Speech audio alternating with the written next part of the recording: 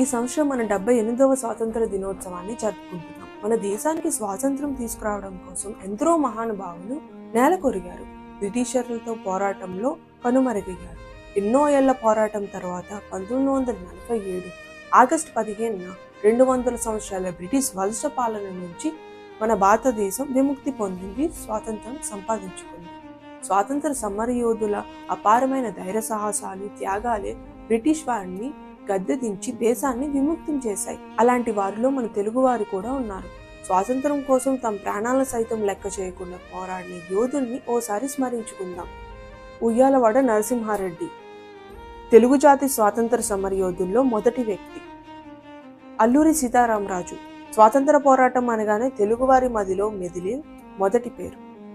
పింగళి వెంకయ్య భారతదేశ జాతీయ జెండా రూపకర్త. భోగరాజు పట్టాభి సీతారామయ్య ప్రముఖ స్వాతంత్ర సమరయోధుడు మరియు ఆంధ్ర బ్యాంక్ పునాది వేసిన బహుముఖ వ్యక్తి. దుర్గాబాయి దేశ్ముఖ్ స్త్రీల అభ్యున్నత కోసం ఎనలేని కృషి చేసిన మహనీయురాలు. పేరు పొందిన స్వాతంత్ర సమరయోధురాలే కాకుండా ఒక సామాజిక కార్యకర్త కూడా. టంగుటూరి ప్రకాశం పంతులు ఆంధ్రప్రదేశ్ మొదటి ముఖ్యమంత్రి. అతను దూరదృష్టి గల నాయకుడు, సమర్థుడైన నిర్వాహకుడు. స్వాతంత్ర దినోత్సవం దేశం ఔన్నత్యాన్ని మాట్లాడుతుంది, దేశ ఉజ్వల భవిష్యత్తును కాంక్షిస్తుంది. కానీ దేశంలో సగమైన స్త్రీలకు సంపూర్ణ స్వాతంత్ర్య ఫలం లభించాల్సి ఉంది. ఎప్పుడైతే స్త్రీలకు సురక్షితమైన, సంస్కారవంతమైన ప్రవర్తనను ఈ సమాజం అందిస్తుందో అప్పుడే స్త్రీలకు సంపూర్ణ స్వాతంత్రం లభించినట్టు. స్వాతంత్రం వచ్చిన నాటి నుంచి నేటి వరకు స్త్రీల స్థితిగతుల్లో వచ్చిన పురోభివృద్ధికి ఇది ఒక సంకేతమే. నాటి నుంచి నేటి వరకు విద్య, ఉపాధి, ఉద్యోగం, సైన్యం, పాలనా యంత్రాంగం, శాసన వ్యవస్థ వీటిల్లో స్త్రీలకు గణనీయంగా స్థానం దక్కింది, ప్రాముఖ్యం లభించింది. అయితే అంత మాత్రాన స్త్రీలు సంపూర్ణ స్వాతంత్ర్య ఫలాలను అనుభవిస్తున్నారా అనేది ఓ ప్రశ్న. స్త్రీల త్యాగధ్యాస భారతంలో జరిగిన స్వాతంత్ర్య పోరాటంలో ఎందరో స్త్రీలు పాల్గొన్నారు. అన్నిటికీ మించి పురుషుల దేశం కోసం ప్రాణాలు అర్పించిన, జైళ్ల పాలైన స్త్రీలు ధైర్యంగా ఇల్లు నడిపి కష్టాలను ఈదారు. దేశ విభజన సమయంలో తీవ్ర హింసను ఎదుర్కొన్నారు.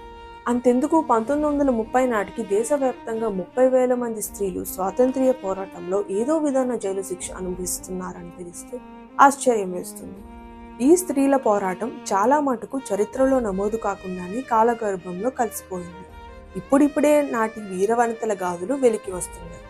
ఇంత పోరాటం, త్యాగం చేసి స్త్రీల భాగస్వామ్యంతో తెచ్చుకున్న స్వాతంత్ర్యంలో స్త్రీలు నిజంగా సంతోషంగా, సురక్షితంగా ఉన్నారా? ఒక స్త్రీ అర్ధరాత్రి క్షేమంగా నడిచి వెళ్ళినప్పుడే ఈ దేశానికి నిజమైన స్వాతంత్రం లభించినట్టు గాంధీజీ ఏ ముహూర్తన అన్నారో. కానీ నేటికి ఆ స్థితి రాకపోగా నానాటికి ఈసికట్టుగా తయారవుతుంది. ఎన్ని చట్టాలు చేసినా, శిక్షలు తెచ్చినా స్త్రీలను గౌరవించాలి, వారి ఆత్మగౌరవాన్ని కాపాడాలి అని మెజారిటీ సమాజం అనుకోవడం లేదు. నా స్త్రీ స్వాతంత్ర్య మర్హతి అనే భావన సమాజంలో ఆది కాలం నుంచి చొప్పించి ఉండడం వలన స్త్రీ చేసే ప్రతి పనిలో తప్పు ఎంచడం, అదుపు చేయడం, దండించడం, వివక్ష చూపించడం, చులకనగా చూడడం ఆనవాయితీగా మారింది. పిల్లల పెంపకం దశ నుంచే స్త్రీలను గౌరవించడం నేర్పించడం లేదు. ఇంట్లో అమ్మాయిని ఒకలా, అబ్బాయిని ఒకలా పెంచడం వలన ఈ అబ్బాయిలే నేటి సమాజంగా మారి స్త్రీల పాలిట బెడదగా మారుతున్నారు. తమ మాటకు ఎటువంటి తిరస్కారం చెప్పినా పురుషుడు శిక్షించేవాడే, స్త్రీను చంపేందుకు వెనుకాడడం లేదు.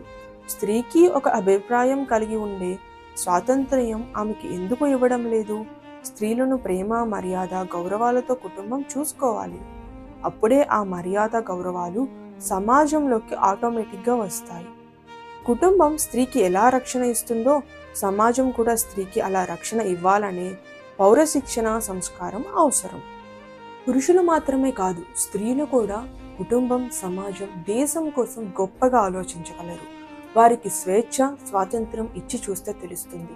అలాంటి వేకువలోకి దేశం ఉదయించాలని ఈ స్వాతంత్ర దినోత్సవ సందర్భంగా కోరుకుంటూ అందరికీ స్వాతంత్ర దినోత్సవ శుభాకాంక్షలు. జై హింద్, జై భారత్.